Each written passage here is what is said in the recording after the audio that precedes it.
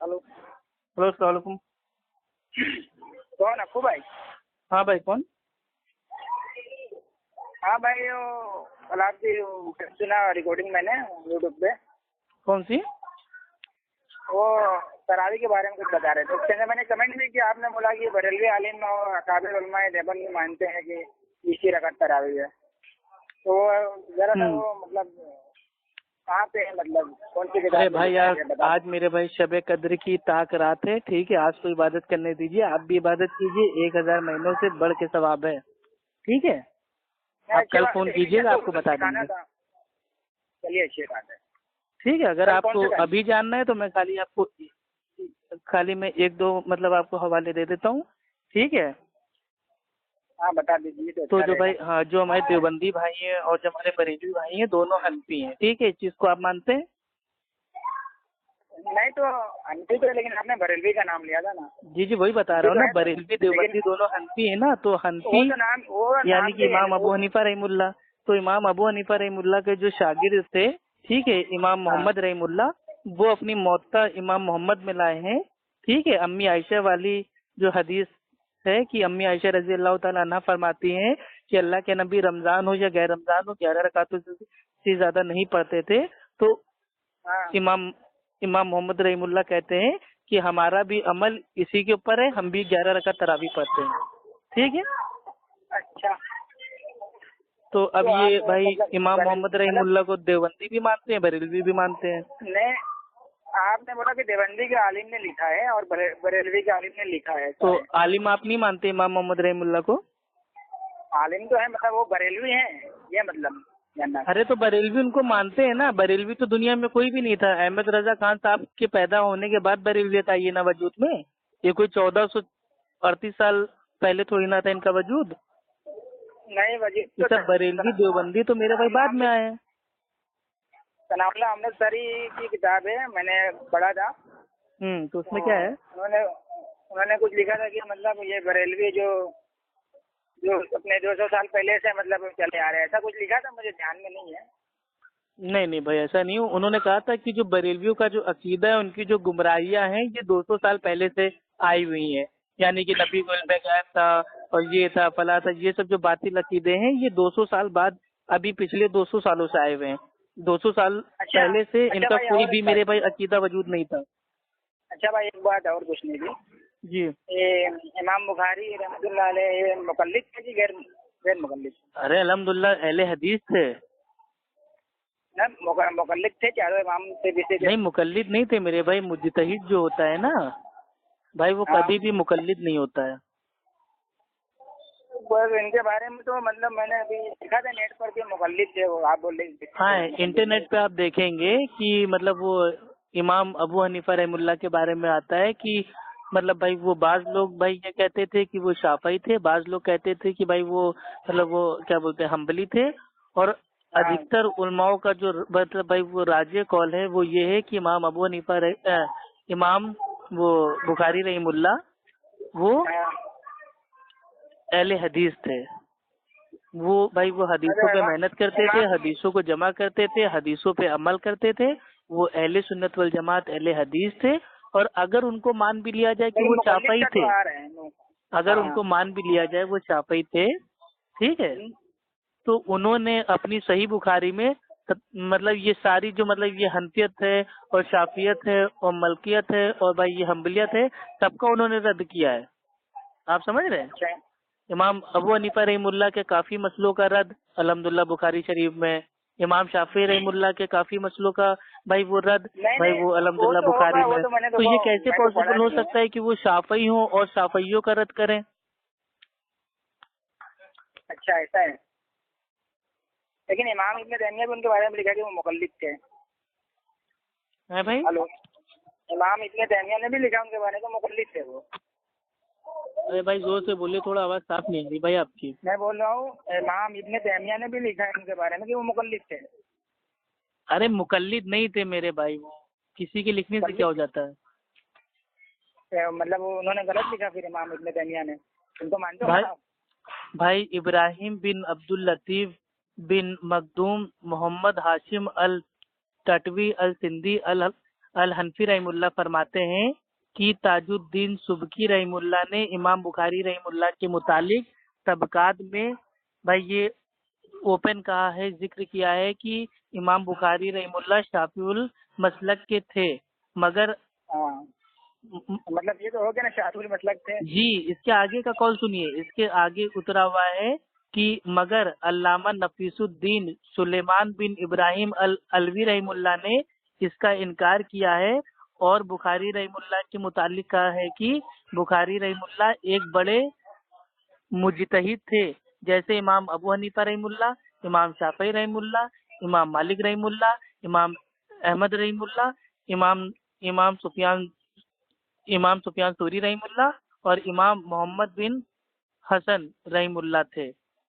आप समझ रहे? तो भाई इमाम बुखारी रहमुल्लाह वो अल्हम्दुलिल्लाह अहले हदीस थे।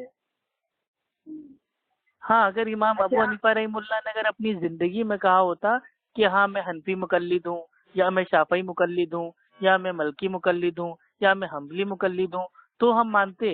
वो बाद के मेरे भाई इमाम बुखारी के इंतकाल के बाद कह रहा है कि वो फला थे ढमा थे, तो ऐसी बात को हम थोड़ी ना मानेंगे, ये तो उनकी राय है। पहले के लोग जो होते थे भाई वो अपने नाम के आगे हनफई मलकई शाफई हम्बली भाई वो उतारते थे, लिखते थे। उसका माना भाई ऐसा होता था कि अगर मानिए मैं कह रहा हूँ कि मैं शाफई हूँ, तो मेरा फतवा और मेरी राय इमाम शाफई की राय और उनके फतवे से मिलती है, काफी हद तक भाई करीब करीब रहती है। तो इस माने में पहले के मुहद्दिसीन लोग अपने नाम के आगे हनफई मलकई शाफई हम्बली भाई वो लगाते थे। वो एक भाई वो निस्बत होती थी, वो उनके मुकल्लिद नहीं थे, वो उनके अंधी तकलीद नहीं करते थे। आप बात समझे? तो अल्हम्दुलिल्लाह इमाम बुखारी रहमुल्लाह वो ना तो मुकल्लिद थे, ना ही भाई वो मतलब भाई वो गैर मुकल्लिद थे, वो थे अहले हदीस, मुजतहिद, अहले सुन्नत वल जमात, मुत्तबे सुन्नत। आप समझ रहे हैं? इमाम बुखारी अल्हम्दुलिल्लाह रहमुल्लाह का तो मकाम इतना बड़ा है कि अल्लाह का जो भाई वो कलाम है, उसके बाद जो सबसे दुनिया में टॉप की बुक है वो सही अल बुखारी है, जिसमें अल्लाह के नबी की तमाम जो हदीस है वो एकदम सही सनद के साथ है। ठीक है? मैंने हाँ हाँ ठीक है। और ये एक बात और थी, बात तो बहुत सारी है लेकिन वक्त नहीं उतना की बात ज्यादा हो पाए। तो बाकी आप कल पूछ लीजिएगा आराम से मेरे भाई। चलिए ठीक है। मतलब वो एक बात ये थी कि जो हमने आयशा वाले जो हदीस आप बताते हैं, तो उसके अंदर तो जो बात पता है, चार चार रकात पढ़ते थे ना, चार चार रकात पे सलाम करते थे। नहीं ये नहीं हदीस में लिखा है मैं भाई। अल्लाह के नबी ने फरमाया कि जो जानते बूझते मेरे ऊपर झूठ बांधे उसका ठिकाना भाई वो जहन्नम है। ठीक, पूरी हदीस ये है कि अम्मी आयशा रजी अल्लाह ताला अन्हा फरमाती हैं कि अल्लाह के नबी रमजान हो या गैर रमजान हो, यानी कि पूरा साल 11 रकातों से ज्यादा नहीं पढ़ते थे, 4 रकात पढ़ते थे। उसकी लंबाई और खूबसूरती को मत पूछो। फिर 4 रकात पढ़ते थे, उसकी लंबाई और खूबसूरती को मत पूछो। फिर 3 रकात वितर पढ़ते थे। तो यहाँ 4 रकात का आया जिक्र, लेकिन 4 रकात एक सलाम से है भाई ये नहीं आया है। अब ये 4 रकात एक सलाम से है या 2 सलाम से है, इसके लिए हमें अम्मी आयशा की दूसरी हदीसों को देखना पड़ेगा, जो अल्हम्दुलिल्लाह मुस्लिम शरीफ में है कि अल्लाह के नबी मतलब वो रात के हर हिस्से में नमाज पढ़ते थे और दो दो दो दो दो दो करके पढ़ते थे, और आखिर में 1 रकात पढ़ के सारी नमाज को ताक बना लेते थे, वित्र बना लेते थे। तो अल्हम्दुलिल्लाह साबित हो गया कि जो ये बुखारी की हदीस है ये 1 सलाम से नहीं है, ये 2 सलाम से है। इसीलिए आम तौर पे जब हम लोग भाई जो रमजान में पढ़ते हैं वो 4 रकात जब पढ़ते हैं, फिर बीच में आराम करते हैं, फिर 4 रकात पढ़ते हैं, तो इस बीच में आराम करने को उर्फ आम में कहते हैं तरावी, यानी कि भाई तरविया की जमा। ठीक, आप बात समझ रहे मेरे प्यारे भाई? और ये तो मेरे भाई ये तो एकदम बातिल कयास हो गया। अभी कोई आपसे पूछे कि भाई आप कितनी रकात पढ़ते हो, आप कहोगे 20 रकात पढ़ते हैं, और अगर मैं कहूँ क्या 20 रकात एक सलाम से पढ़ते हैं? नहीं भाई, 20 रकात आप एक सलाम से भाई आप भाई थोड़ी ना पढ़ते हैं, आप दो दो दो दो दो दो करके पढ़ते हैं ना। तो उसी तरीके से अल्लाह के नबी 8 रकात पढ़ते थे, तो वो एक सलाम से नहीं पढ़ते थे, वो दो दो दो दो दो करके पढ़ते थे।